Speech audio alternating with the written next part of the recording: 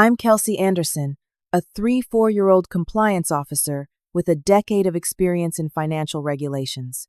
Last month, at our annual company retreat, the executive VP's wife grabbed the microphone during the awards ceremony and announced to everyone, "Pack your awards, you're done." I left quietly with my head high, despite the humiliation burning through me. 2 days later, the regulatory auditor called an emergency meeting at my former office. If you enjoy stories about workplace justice, drop a comment telling me where you're watching from and subscribe for more. My journey into the world of corporate compliance wasn't accidental. After earning my MBA in corporate governance from Northwestern University, I knew exactly what path I wanted to follow. The intricate dance between business growth and regulatory boundaries fascinated me, and I found purpose in maintaining that delicate balance. My first real position was at Summit Financial Partners, a respectable but relatively small firm in Chicago. For 7 years, I built a solid reputation there, transforming their compliance department from a disorganized afterthought into a streamlined operation that actually prevented problems instead of just responding to them. My supervisors appreciated my work, and I felt valued.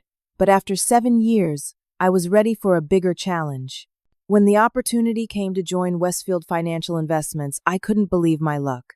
Westfield wasn't just any financial firm, it was one of the most prestigious wealth management companies in the Midwest, with a client portfolio that included Fortune 500 executives, professional athletes, and even a few minor celebrities. Their 40-story glass headquarters dominated the downtown skyline, a daily reminder of their success and stability.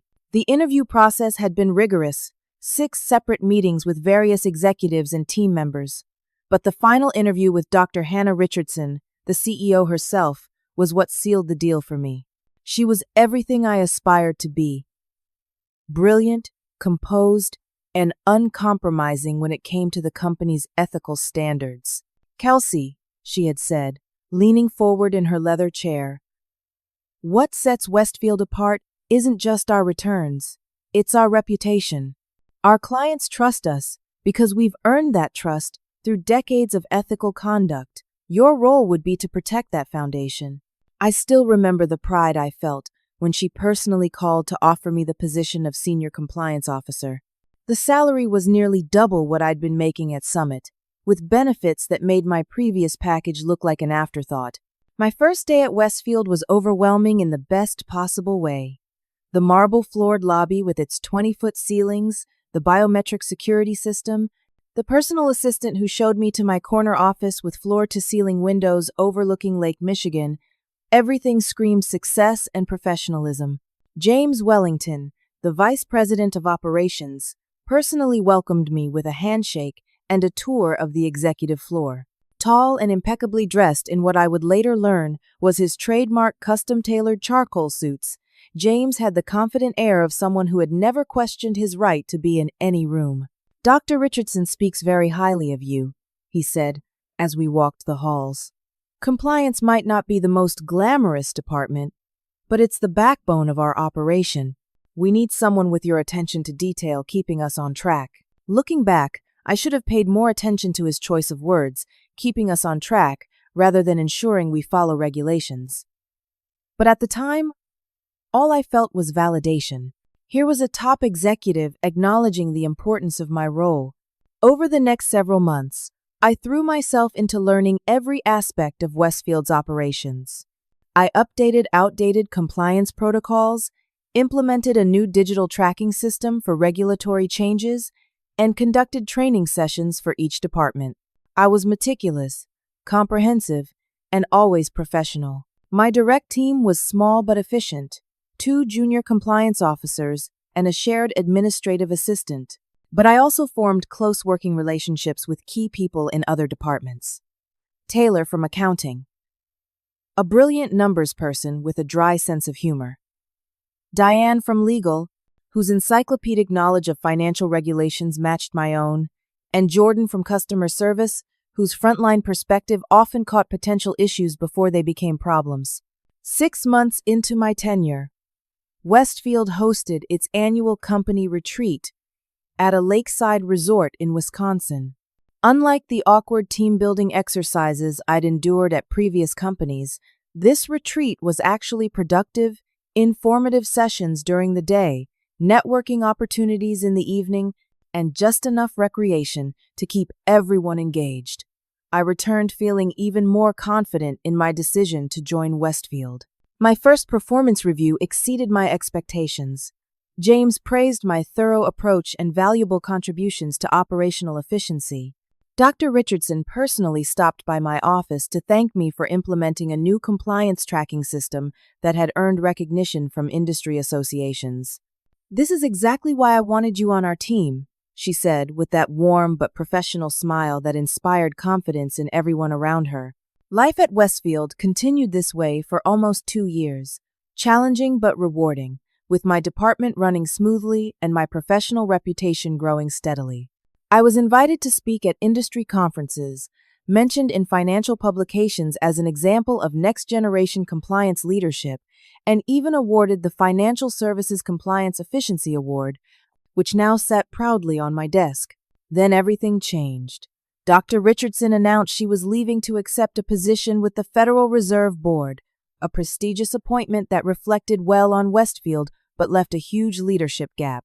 The board quickly promoted James Wellington to Executive VP with expanded authority over daily operations while they conducted an external search for a new CEO. At the holiday party that December, James introduced his wife Patricia to the executive team for the first time. She was younger than him by at least 15 years, glamorous in an almost aggressive way, with perfect blonde hair and a laugh that commanded attention across the room.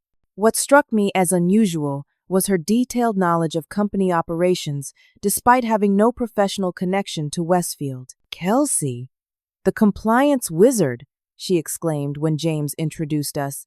"James tells me you're the one who keeps everyone in line." Such important work. Though I imagine it must be difficult to always be the person saying no to exciting opportunities. I smiled politely and made some comment about compliance being about finding compliant paths forward rather than just saying no, but the interaction left me slightly unsettled. The first red flags appeared about 2 weeks after James took over as Executive VP. While reviewing documentation for a new set of mortgage-backed products, I noticed several instances of incomplete risk assessments and missing client suitability verifications. Nothing catastrophic, but definitely concerning. The kind of corner cutting that could lead to bigger problems if left unchecked. Still, I remained optimistic. Every company occasionally had documentation gaps, especially during leadership transitions. I believed in Westfield's core values and was confident that once I brought these issues to James's attention, they would be addressed promptly and properly. How wrong I was. My concerns about the documentation issues grew when I discovered the pattern wasn't limited to the mortgage division. Over the next 2 weeks, I found similar problems across multiple client accounts, not random oversights, but a consistent pattern suggesting systematic avoidance of certain compliance requirements. Before confronting anyone, I double-checked every relevant regulation to ensure my concerns were valid. I spent late nights reviewing FINRA guidelines, SEC requirements, and internal compliance protocols. I was determined to present a thorough, factual case that couldn't be dismissed as overcautiousness. I scheduled a meeting with James, preparing a detailed but concise presentation, highlighting the specific issues and potential regulatory consequences. I wasn't angry or accusatory, just professional and thorough, which had always been my approach. The meeting took place in James's newly renovated executive office, which had been transformed from Dr. Richardson's understated elegance to something resembling a luxury hotel suite, complete with a private bar and artwork I recognized from major galleries. The setting immediately established a power dynamic that felt intentionally intimidating. "Kelsey, come in, come in," James gestured broadly from behind his massive desk. "I've got about 15 minutes before my next call. What's this about documentation concerns?" I walked him through my findings, showing specific examples of where required verifications were missing and explaining the potential regulatory issues. I kept my tone collaborative, emphasizing solutions rather than blame. James listened without interrupting, but I could see his attention drifting to emails on his phone. When I finished, he leaned back in his chair with a sigh that seemed more irritated than concerned. Look, Kelsey, I appreciate your thoroughness. It's why we hired you. But between us, don't you think some of these regulations are a bit excessive? He made a dismissive gesture. Half of these forms are redundant paperwork that adds zero value for our clients. I maintained my professional composure. I understand the documentation can seem burdensome, but each requirement serves a specific protective purpose.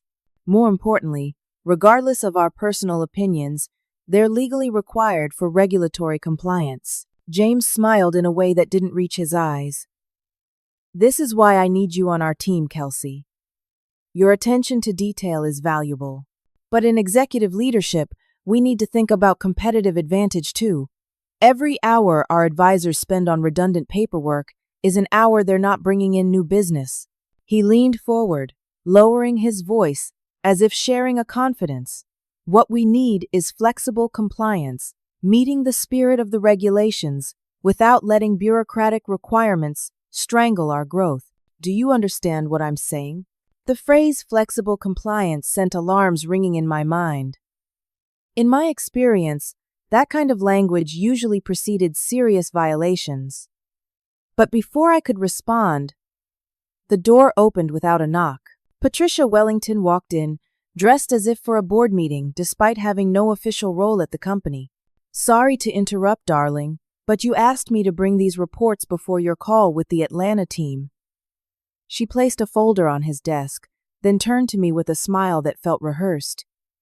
Kelsey, keeping my husband on his toes with all those regulations? I was stunned to see her handling what appeared to be proprietary company reports. James didn't seem concerned at all by this breach of protocol, merely thanking her and suggesting we continue our discussion another time. As I left the office, I felt a growing uneasiness. Something fundamental had shifted at Westfield. And not for the better. 2 weeks later, at the company's spring gala, Patricia cornered me near the dessert table, champagne glass in hand. James tells me you've been raising concerns about our documentation processes, she said, her voice friendly but her eyes evaluating my reaction. I hope you know we consider you a valuable part of the team, Kelsey. The company needs team players who understand the bigger picture right now. The implied threat wasn't subtle. I smiled politely and excused myself, but the message was clear. Fall in line or face consequences. Over the next month, the documentation issues not only continued, but increased in frequency. The pattern suggested deliberate avoidance rather than oversight, particularly in high-value client accounts. I began keeping personal records of all compliance concerns, documenting dates, accounts affected, and specific regulations at risk, information I stored securely outside the company system. During lunch with Diane from legal, I carefully broached the subject without specifics. Hypothetically, if you noticed a pattern of compliance shortcuts, how would you handle it? Diane glanced around the cafe before responding quietly. Hypothetically, I'd remember that making enemies of executives rarely ends well for the employee, no matter how right they might be. She gave me a significant look.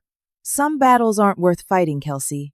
The following week, I was surprised to find myself excluded from the quarterly executive meeting, despite compliance being explicitly listed on the agenda. When I inquired about the oversight, James's assistant informed me that the agenda had changed, though I later confirmed with other attendees that compliance had indeed been discussed extensively. Passing by the executive conference room after the meeting, I overheard James telling board members that compliance is strangling our growth potential and that some processes need streamlining to stay competitive. The way he looked at me when I walked by made it clear he didn't mind if I'd heard.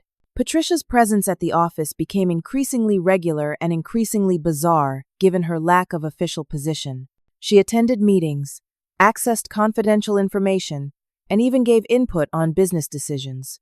No one seemed willing to question this arrangement, least of all James. The workplace atmosphere slowly changed around me. Lunch invitations stopped coming. Conversations would pause when I approached, resuming with artificial brightness once I joined. Even my direct reports seemed uncertain about how to interact with me, as if my status in the company hierarchy had become ambiguous. The first formal indication of my changing status came during my performance review. Where previous evaluations had praised my thoroughness and effectiveness, this one focused heavily on subjective measures, like team spirit and adaptability, with James suggesting that my rigid approach to compliance was causing friction with other departments. "Remember, Kelsey, we're all on the same team here," he said with that empty smile. "Sometimes being a team player means finding ways to say yes instead of always focusing on limitations." I left that meeting with an internal conflict raging. On one hand, my career advancement at Westfield clearly depended on adopting this flexible compliance approach. On the other hand, my professional integrity and legal obligations as a compliance officer demanded otherwise. I reached out to my former professor from Northwestern, Dr. Eleanor Hughes, who had become a mentor over the years. Without naming Westfield specifically, I described the situation and sought her advice. "This is unfortunately common," she said with a sigh. "Companies hire compliance officers because regulations require it, but many resent the constraints. You have to decide what matters more to you: advancement in this particular company or your professional integrity. That's not a choice anyone else can make for you." The situation escalated when Taylor from accounting confided that she had been pressured to approve questionable expense reports submitted by James and several board members. "They told me it was standard industry practice and implied my performance review would reflect my team spirit," she said, making air quotes with obvious bitterness. Despite the growing tension, I decided to continue documenting all compliance issues according to protocol. If Westfield was determined to cut corners, they would do so with a clear paper trail showing I had fulfilled my professional obligations. I just never anticipated how personally James and Patricia would take my professional diligence. The situation reached a critical point on a Tuesday night when I was working late, reviewing international wire transfers as part of a quarterly audit. What I discovered made my blood run cold. A pattern of transfers to offshore accounts with incomplete verification and inadequate source documentation. Textbook red flags for potential money laundering or tax evasion. I spent hours checking and double-checking my findings, consulting the Bank Secrecy Act requirements and FINRA regulations. There was no ambiguity here. These were major compliance violations that could trigger penalties exceeding $2 million, not to mention potential criminal liability for the executives involved. Before documenting anything officially, I placed a careful call to a former colleague now working at the Financial Compliance Resource Center, describing the situation hypothetically to confirm my assessment. Her response was unequivocal. "That's a serious violation that needs immediate documentation and escalation through proper channels." Following protocol to the letter, I prepared a detailed report and submitted it through the company's ethics portal, which was designed specifically for such issues. The system automatically notified relevant executives while creating an unalterable record of the report, a safeguard I was now extremely grateful for. At 7:30 that evening, my phone rang. It was James's assistant, scheduling an urgent meeting for 7 a.m. the next morning. The tone of the message made it clear this wasn't optional. I barely slept that night, reviewing regulations and preparing for what I knew would be a confrontational meeting. When I arrived at the office the next morning, the executive floor was nearly deserted except for James, who was pacing behind his desk with an intensity that immediately put me on alert. "Close the door," he said without greeting, his voice tight with controlled anger. "What exactly do you think you're doing, Kelsey?" I maintained my professional demeanor. "I'm fulfilling my obligations as senior compliance officer by documenting potential regulatory violations, as required by both company policy and federal regulations." James slammed his hand on the desk. "What you're doing is creating unnecessary panic over standard business practices. Do you have any idea how this looks to the board? To our partners?" "I understand this is concerning," I replied calmly, "but the documentation issues with these transfers represent significant compliance risks that could expose Westfield to substantial penalties. I'm trying to protect the company." His laugh was harsh and dismissive. "Protect the company? By flagging normal operations as potential violations? That's not protection, that's sabotage. He lowered his voice, leaning across the desk. Let me be clear about something, Kelsey. This company has thrived for 30 years by maintaining certain operational flexibilities. People who understand that thrive here. People who don't, well, they find their career opportunities become quite limited. The threat was unmistakable, but I stood my ground. As compliance officer, I have a legal obligation to document potential violations. It's not personal. It's my job. He was about to respond when the door opened, and Patricia walked in without knocking, something that was becoming a pattern. Today she wore a designer suit and carried a leather portfolio embossed with what appeared to be the Westfield logo, as if she were an executive rather than a spouse with no official position. Is this about the compliance report that's causing such a stir? She asked, glancing at me with barely concealed contempt. I told you, James, some people are more interested in building their reputation as watchdogs than in being team players. The fact that Patricia had access to confidential compliance reports was itself a serious breach of protocol, but it was clear that normal corporate boundaries no longer applied. I maintained my composure as James dismissed me with a warning to think very carefully about your next steps if you value your future here. As I walked back to my office, the company-wide email system pinged with an announcement. A regulatory audit had been scheduled in 4 weeks. Unusual timing given that our regular audit wasn't due for another 6 months. I suspected James had requested the accelerated timeline, perhaps believing it would pressure me to back down from my documentation of the violations. That afternoon, James called an all-hands meeting, ostensibly to align on audit preparation. The real message, however, became clear, as he emphasized repeatedly the importance of presenting our best face to regulators and maintaining a united front. Our competitors would love nothing more than to see Westfield tripped up on technical violations, he told the assembled staff, his gaze finding me in the crowd. We need everyone focused on highlighting our strengths, not magnifying minor procedural oversights. The following day, an emergency executive session was convened to discuss audit preparation. Though my position should have guaranteed my inclusion, I received the invitation only after sending a pointed inquiry to James's assistant. During the meeting, I attempted to address the wire transfer violations directly, only to have James interrupt and redirect the conversation each time. Within a week, I was informed that my role was being temporarily restructured to focus on special projects, a transparent attempt to remove me from core compliance oversight during the audit preparation. My access to certain systems was restricted, and my direct reports were instructed to route their findings through James's new audit readiness team rather than directly to me. Most alarming was the discovery that some of my digital documentation had been altered in the system. Risk assessments I had flagged as incomplete were now showing as complete, with my digital signature still attached. I immediately scheduled a meeting with Noah, the IT director, who had always been straight with me. After ensuring his office door was closed, Noah confirmed my suspicions. I received directives from executive level to streamline certain compliance records, he admitted, unable to meet my eyes. I'm not comfortable with it, but he left the implication hanging. His job was also on the line.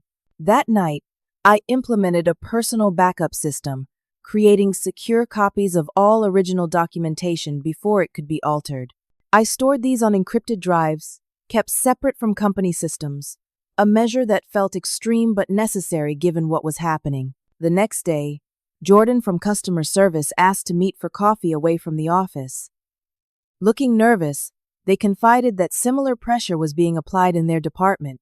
We've been told to clean up certain customer complaint records before the audit, Jordan whispered. I know it's wrong, but I can't afford to lose this job. My partner's medical bills. I understood their fear all too well. The financial industry could be unforgiving to whistleblowers, regardless of legal protections. Many found themselves effectively blacklisted, their careers derailed despite being in the right. But I also knew that participating in fraud could have personal legal consequences that no job was worth. A week later, a company-wide email announced mandatory attendance at the annual company retreat at Pinecrest Mountain Resort, with a special note that the audit preparation would be a key focus of the event. Reading between the lines, I understood this would be another opportunity for James to pressure the team into presenting a falsely compliant face to regulators. 2 days before the retreat, James called me into his office for what he described as a final alignment meeting. Without preamble, he slid a folder across his desk containing the wire transfer documentation I had flagged. "I need you to clean these up before the audit," he said, not bothering with euphemisms anymore. "Remove the flags, update the risk assessments, make this go away." I took a deep breath. "I can't do that, James. What you're asking is potentially illegal, and it would violate my professional obligations as a compliance officer." His expression hardened. "This isn't a request, Kelsey. This is a directive from your superior. The future of this company, and your future within it, depends on your decision right now." "My answer is still no," I said quietly, but firmly. "I understand the position this puts us both in, but I cannot and will not falsify compliance documentation." James didn't respond immediately. Instead, he picked up his phone and sent what appeared to be a pre-drafted email. My own phone pinged moments later. The message was brief. "Your recent actions and attitude suggest you should reconsider whether your professional goals align with Westfield's culture and expectations. We will discuss your position with the company after the retreat."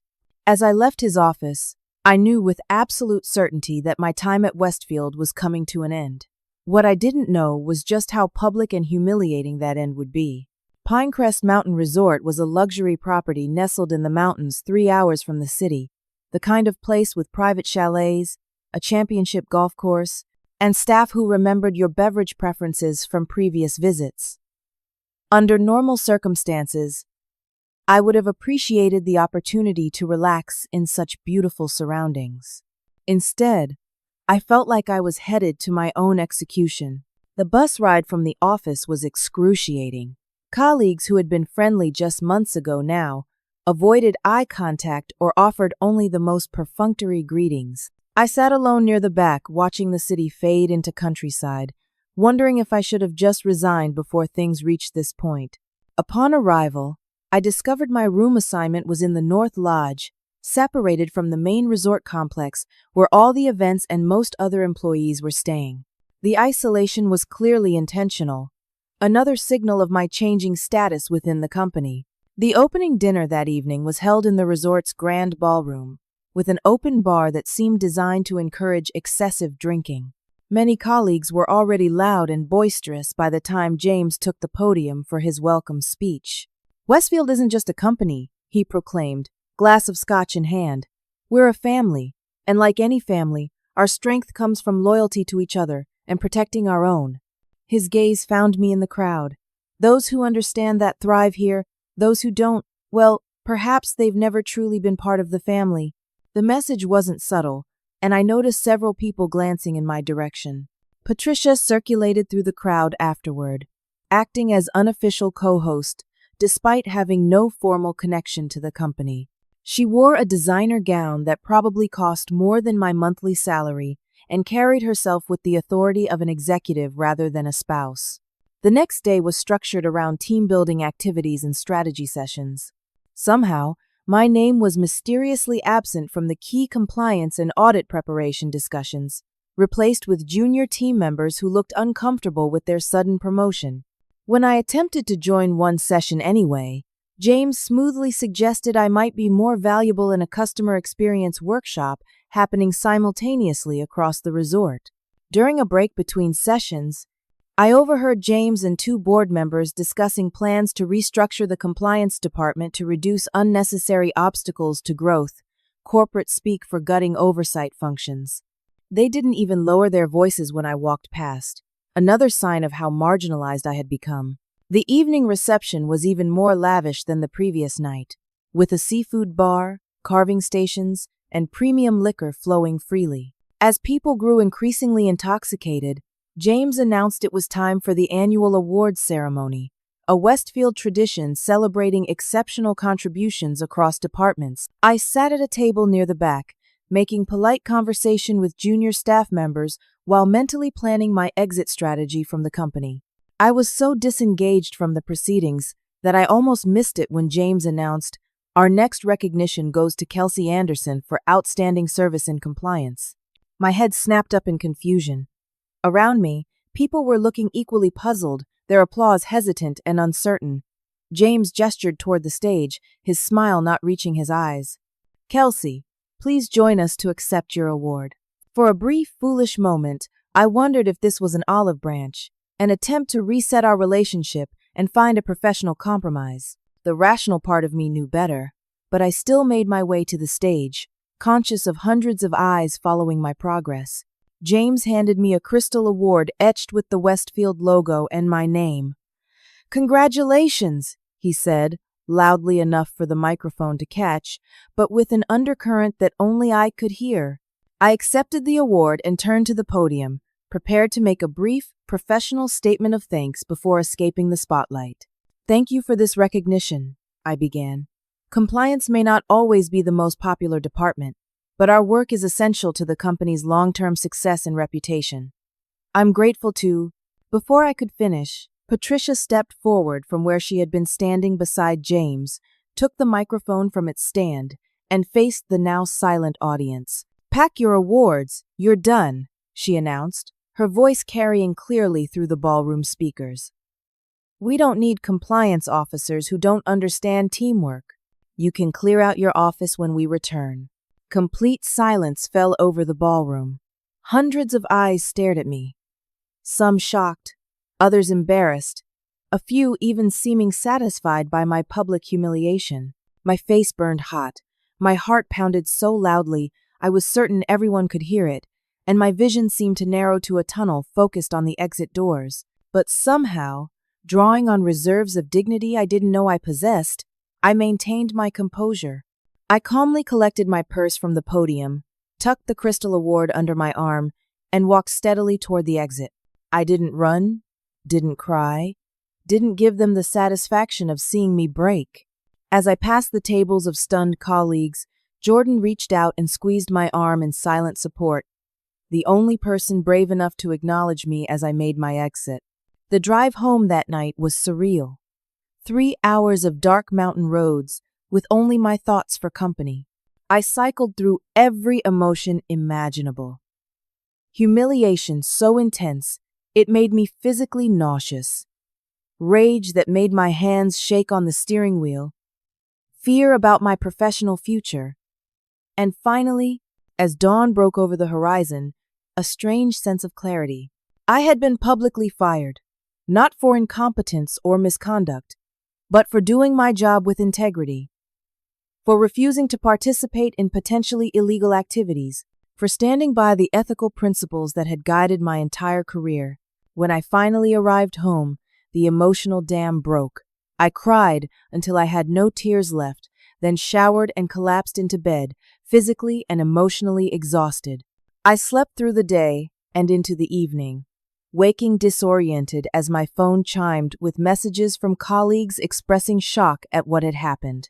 None offered concrete support or suggested they would stand with me publicly, just private sympathy that cost them nothing. That night, as I sat on my balcony watching the city lights, I moved through waves of emotion: anger, fear, humiliation, and uncertainty. But by morning, one feeling had crystallized above all others: determination. What had happened wasn't just wrong, it was potentially illegal, both the termination and the violations I had documented, and I was done being a silent victim. My first priority was assessing my financial situation. I had always been careful with money, maintaining an emergency fund that could cover 6 months of expenses. This gave me breathing room to consider my options without immediate panic about paying rent or bills. Still, I needed to be strategic about my next steps. At 9 a.m., my phone rang with a call from Amanda Peters, Westfield's Human Resources Director.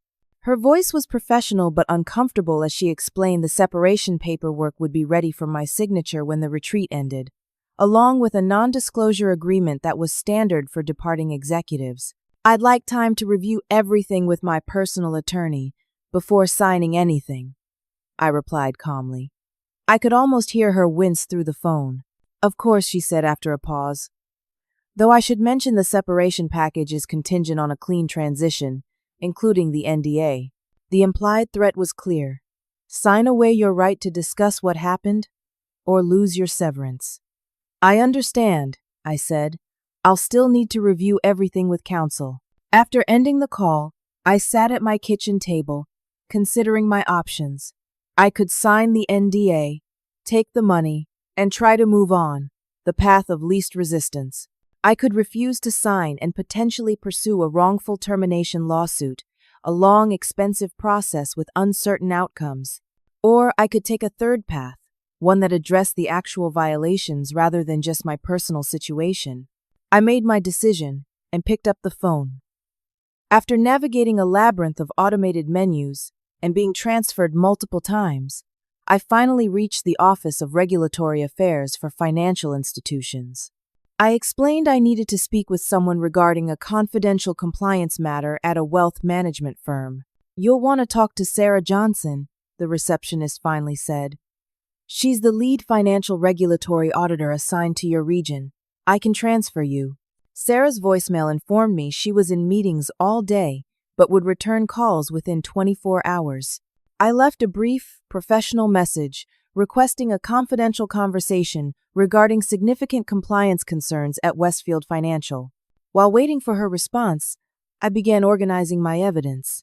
Over the past months, I had accumulated substantial documentation, original and altered compliance reports, emails directing improper changes, meeting notes, and timestamps showing when critical documentation had been modified. I created a detailed timeline of events and a summary of specific violations, focusing on the most serious issues with the clearest evidence. The following afternoon, Sarah Johnson returned my call. Her voice was cautiously professional as I explained who I was and why I was calling. I'd prefer to discuss the details in person, I concluded. This involves sensitive information about ongoing compliance violations. She agreed to meet the following morning at a quiet cafe, 15 blocks from the financial district, far enough from Westfield to avoid chance encounters with former colleagues. Sarah Johnson wasn't what I expected, rather than the stern bureaucrat I had imagined.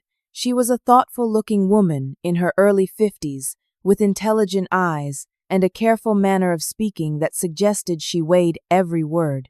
She began our conversation with appropriate skepticism, making it clear she wasn't taking my allegations at face value. I understand you were recently terminated from your position, she noted after introductions. That obviously creates certain incentives regarding your former employer. I understand your concern, I replied, sliding a USB drive across the table. That's why I've brought original documentation for everything we'll discuss. You'll find the unaltered reports with timestamps, emails directing specific changes, and before and after versions of documents that were modified after I flagged them as non-compliant. Over the next 2 hours, I walked her through the evidence, starting with the international wire transfers and moving through the pattern of documentation alterations. I explained the pressure applied to myself and others to overlook violations, the systematic exclusion from meetings when I refused to comply, and finally, the public termination at the company retreat. As we reviewed the evidence, Sarah's initial skepticism gave way to growing concern. She asked incisive questions about specific regulations and documentation requirements, clearly testing my knowledge and the consistency of my claims. By the end of our meeting, her demeanor had shifted noticeably. "This is concerning," she said, carefully returning documents to their folders. If verified, these would constitute significant violations. I should inform you about whistleblower protections in these situations. The law prohibits retaliation against employees who report potential violations to regulatory authorities. I'm aware of the protections, I replied. I'm also aware of how rarely they prevent career damage in the financial industry. She nodded, acknowledging the unfortunate reality. I'll need to review this material thoroughly and potentially involve other departments. I can't promise immediate action. I understood the bureaucratic processes involved and didn't expect overnight results. What concerned me was whether action would come quickly enough to prevent Westfield from successfully covering up the violations before the audit. As I left the meeting, my phone pinged with a text from Jordan. "How are you holding up?" That was beyond awful. We arranged to meet the following day at a coffee shop far from the office. Jordan arrived looking nervous, constantly glancing around as if expecting to be seen. "Most people are still at the retreat," they said, stirring their coffee anxiously, "but I came back early, couldn't stomach the hypocrisy after what happened." Jordan revealed that things at Westfield had deteriorated further in my absence. James and Patricia were openly directing staff to clean up documentation before the audit, with implicit threats to anyone who hesitated. "There's more going on than just the wire transfers," Jordan confided. "Some clients are being charged hidden fees that don't appear on their statements, and there are accounts showing unusual trading patterns that get flagged and then mysteriously unflagged." Their voice dropped even lower. "I'm looking for another job, but I'm terrified of ending up blacklisted if I speak up. My partner's medical treatments. We can't afford to lose my insurance." I understood Jordan's fear all too well. The financial industry could be merciless to those perceived as troublemakers, regardless of whether they were in the right. Over the next week, I applied to several positions at other financial firms, hoping my professional reputation would outweigh whatever rumors might be circulating. The responses were discouraging. 2 outright rejections with vague explanations about not being the right fit for our culture, and several others that simply went unanswered. My fear about industry blacklisting seemed to be materializing, despite laws specifically prohibiting such practices. Without clear evidence that James was disparaging me to potential employers, there was little I could do to fight it. I consulted with a labor attorney about my options regarding wrongful termination. The consultation was both encouraging and sobering. "Based on what you've described, you have a strong case for wrongful termination and possibly whistleblower retaliation," the attorney explained. "However, these cases typically take 18 to 24 months to resolve, and financial firms have deep pockets for legal defenses. Are you prepared for that kind of battle?" I was considering my response when my phone rang with an unfamiliar number. It was Sarah Johnson from the regulatory agency. "Miss Anderson, are you available tomorrow morning?" she asked without preamble.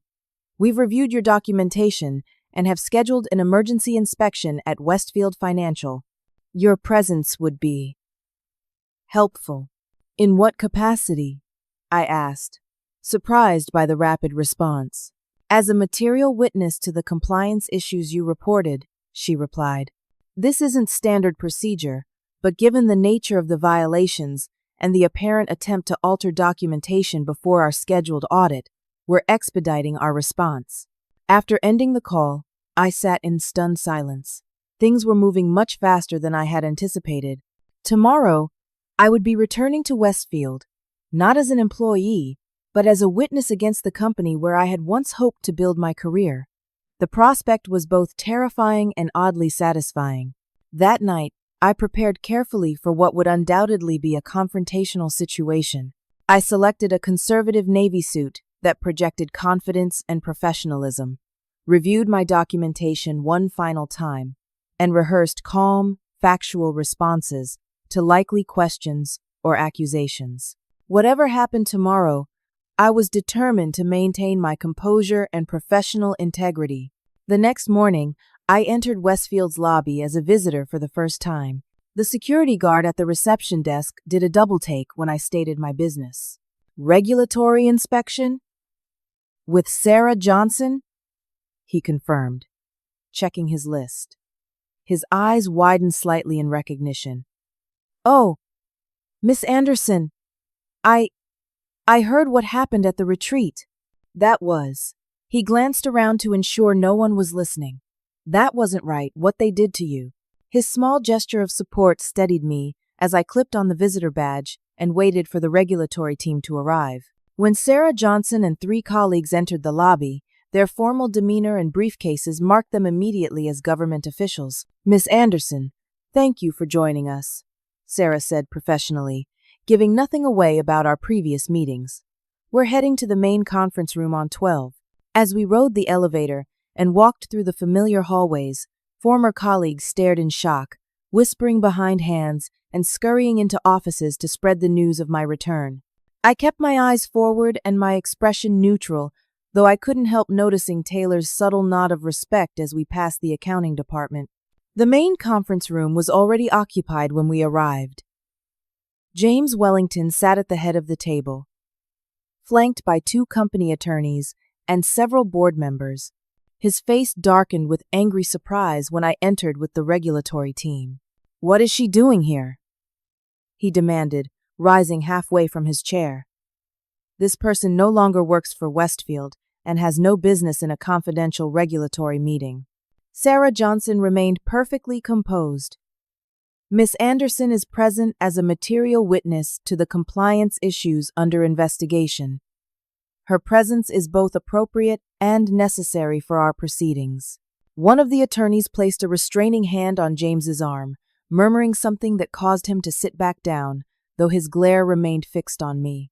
Sarah began the meeting by outlining the purpose of their emergency inspection, explaining that they had received credible evidence of serious compliance violations. Then, methodically and without emotion, she presented the findings from my documentation, the international wire transfers with inadequate verification, the altered risk assessments, the pattern of documentation changes after issues had been flagged.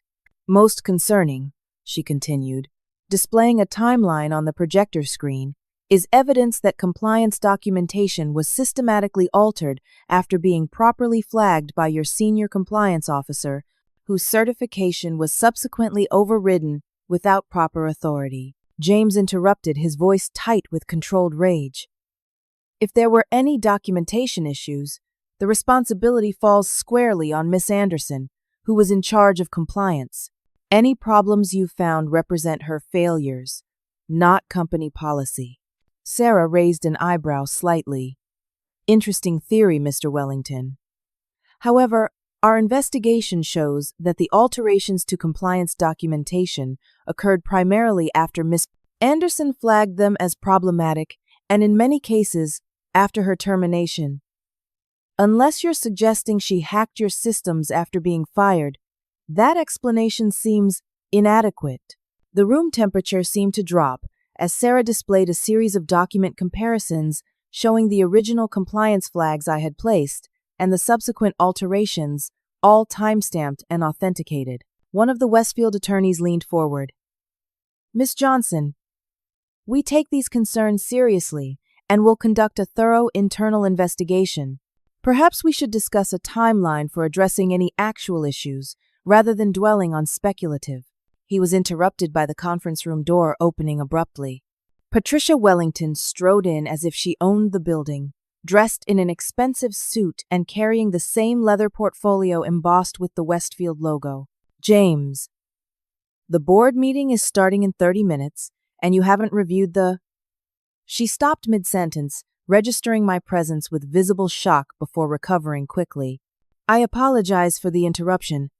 I didn't realize you were in a meeting." Sarah Johnson turned to Patricia with professional curiosity.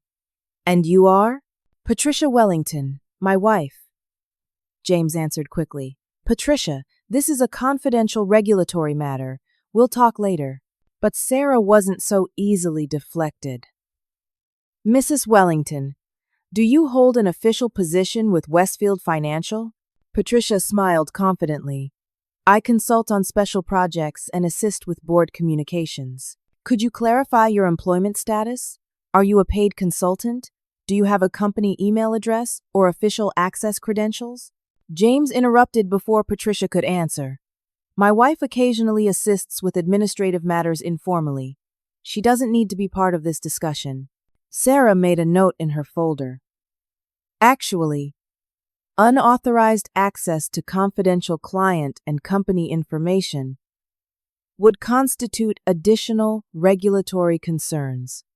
We'll need to add this to our investigation." As the meeting continued, the evidence mounted inexorably against Westfield, and specifically against James's leadership. The attorneys grew increasingly concerned, shifting from defensive assertions to damage control as the potential penalties were enumerated. The climactic moment came when the conference room door opened again, this time admitting two individuals in dark suits who introduced themselves as agents from the FBI's Financial Crimes Division. "We've been coordinating with Miss Johnson's office regarding potential wire fraud and money laundering concerns," one agent explained, placing a warrant on the table. "We'll need access to specific accounts and communication records." The room erupted in chaos as James leapt to his feet. Patricia began loudly proclaiming their innocence, and the company attorneys huddled in urgent whispered consultation. Above the din, a voice suddenly boomed from the video conference screen that had been silently mounted on the wall. "That's quite enough." The authoritative voice belonged to Thomas Harrington, chairman of Westfield's board, who had apparently been observing remotely. His silver hair and stern expression filled the screen as the room quieted. "James, Patricia, I suggest you both cooperate fully with these proceedings. The rest of the board and I will address leadership concerns immediately." What followed was surreal. James and Patricia were escorted from the building by security and FBI agents, with Patricia loudly proclaiming they were being sacrificed for standard industry practices. After they departed, Chairman Harrington asked to speak with me privately via the video conference. When others had left the room, his formal demeanor softened slightly. "Miss Anderson, on behalf of the board, I want to acknowledge that your termination appears to have been both inappropriate and potentially illegal. While we investigate fully, I want to extend an offer of reinstatement with promotion to compliance director, along with appropriate back pay and damages." The offer was substantial, everything I might have hoped for professionally. Yet, something in me hesitated. "I appreciate the offer, Chairman Harrington, but I'll need to consider it carefully.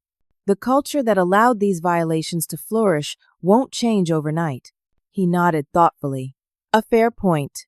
Would you be open to discussing alternative arrangements? Perhaps consulting on our compliance restructuring with appropriate compensation while you consider your long-term options?" This opened the door to negotiations that would ultimately result in a substantial settlement, not just financial compensation, but also a carefully worded company statement acknowledging my role in identifying compliance issues, clearing my professional reputation. As I prepared to leave the building, former colleagues approached one by one to apologize or explain their silence during my ordeal. "We were all afraid," Diane from legal admitted. "I knew some of what was happening was wrong, but after seeing how they treated you," she trailed off, unable to meet my eyes. Taylor was more direct. "I should have spoken up. We all should have. I'm sorry we left you to fight alone." The most meaningful interaction came from Jordan, who walked directly up to me in front of several executives and regulators still in the conference room. Kelsey did the right thing when none of the rest of us had the courage. They said loudly enough for everyone to hear. That's what integrity looks like. As I walked through the office for the final time, head held high, I felt neither triumph nor bitterness, just a quiet certainty that I had stayed true to my principles, regardless of the cost. The Crystal Outstanding Service Award remained on my former desk, a strange relic of that humiliating night that now seemed like a bizarre dream. Outside the building, Sarah Johnson caught up with me near the plaza fountain. "What happened here doesn't happen enough," she said simply. "Most violations stay hidden because people choose career safety over doing the right thing. What you did mattered." I nodded, watching the water cascade down the granite tiers of the fountain. "What happens now?" "The investigation continues. There will likely be significant penalties, possible criminal charges for some individuals. The company will survive, probably with better compliance procedures." She smiled slightly. "Sometimes the system actually works." As I walked away from Westfield's gleaming tower, I felt strangely light, unburdened, not just from the toxic environment I had escaped, but from the fear that had been my constant companion these past months. Whatever came next, I had preserved something more valuable than a job title or salary, my professional integrity. The next several weeks were devoted to negotiating my settlement with Westfield through my attorney. The final agreement provided significant financial security by coming enough to take time considering my next career move without pressure. The board, eager to demonstrate their commitment to compliance as regulators scrutinized the company, proved surprisingly generous once they understood my documentation could either help or hinder their position with authorities.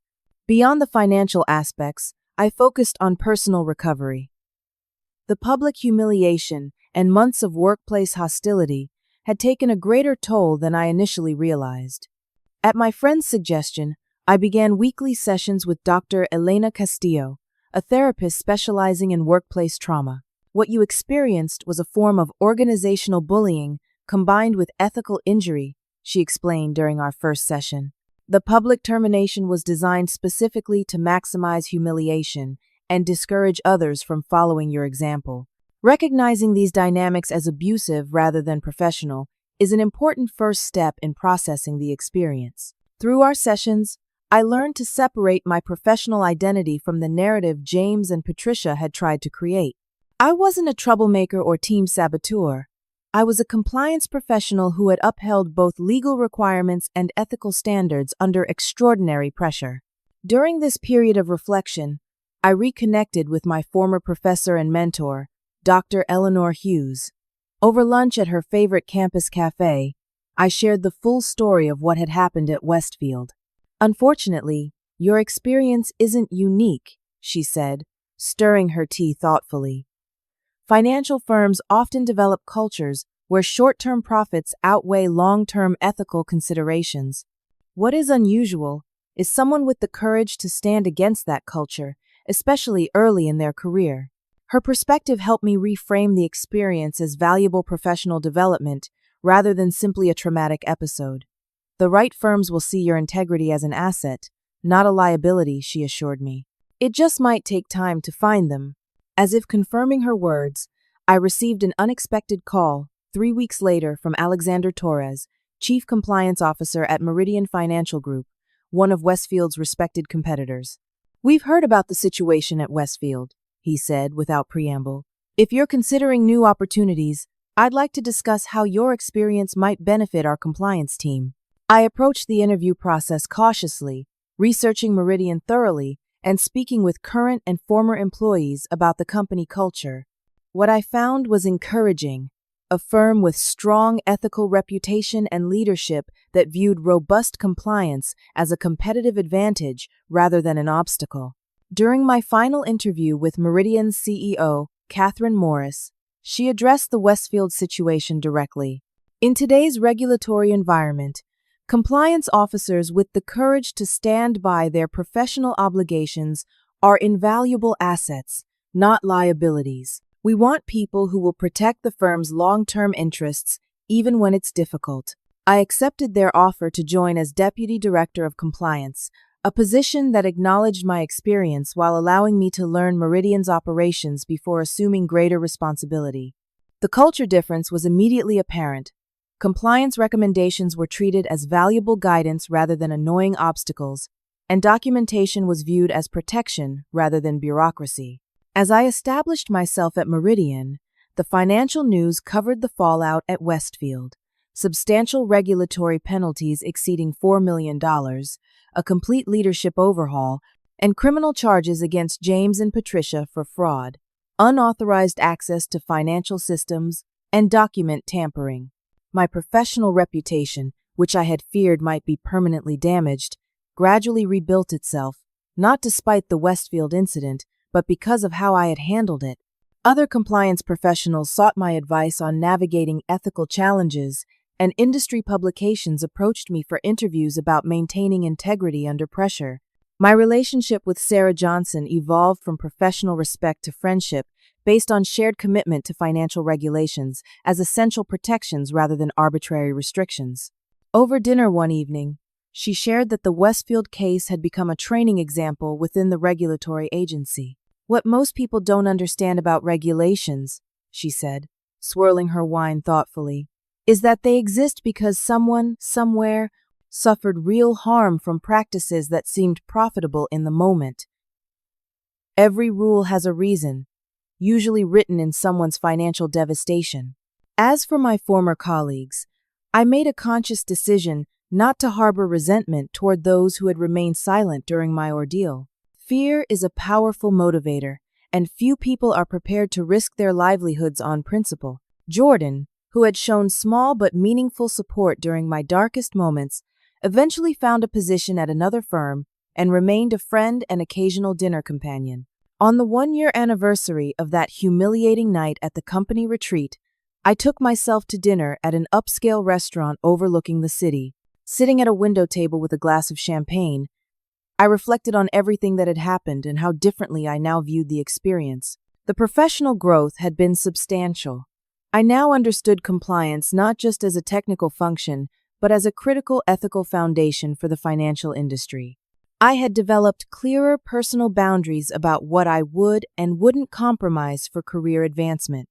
Most importantly, I had proven to myself that I could face my worst professional fears: public humiliation, potential blacklisting, career derailment, and emerge stronger. In my role at Meridian, I began mentoring junior compliance officers, emphasizing both technical knowledge and the ethical backbone necessary for the role. Documentation isn't just bureaucracy, I would tell them. It's your professional shield and your client's protection. Never compromise on it, no matter who's asking. I developed personal guidelines for navigating ethical challenges, which I shared with my team and eventually presented at industry conferences. The framework emphasized early recognition of red flags, clear documentation of concerns, proper escalation through official channels, and maintenance of personal integrity, regardless of pressure. My definition of professional success evolved significantly. While I still valued advancement and recognition, I now measured success equally by my ability to maintain ethical standards under pressure and to help others do the same. Title and salary mattered less than working in an environment that valued integrity. Perhaps the most important lesson was learning to recognize and address red flags immediately rather than hoping they would resolve themselves. The signs of ethical compromise at Westfield had appeared gradually, each small enough to rationalize individually, but forming a clear pattern in retrospect. I became much more attentive to these early warnings in my new role, addressing concerns directly before they could evolve into serious problems. The experience also taught me the crucial distinction between team loyalty and ethical compromise. True loyalty to an organization means protecting its long-term interests and reputation, even when that requires challenging problematic practices. Complicity and misconduct isn't loyalty. It's codependency that ultimately harms everyone involved. As I finished my anniversary dinner and looked out at the city lights, I felt a sense of peace that had been long in coming. The humiliation and fear were gone, replaced by quiet confidence in my professional judgment and personal resilience. Whatever challenges lay ahead in my career, I knew I could face them with integrity and tact. Have you ever had to stand up for what's right when everyone around you stayed silent? I'm curious about how others have navigated ethical challenges in their professional lives.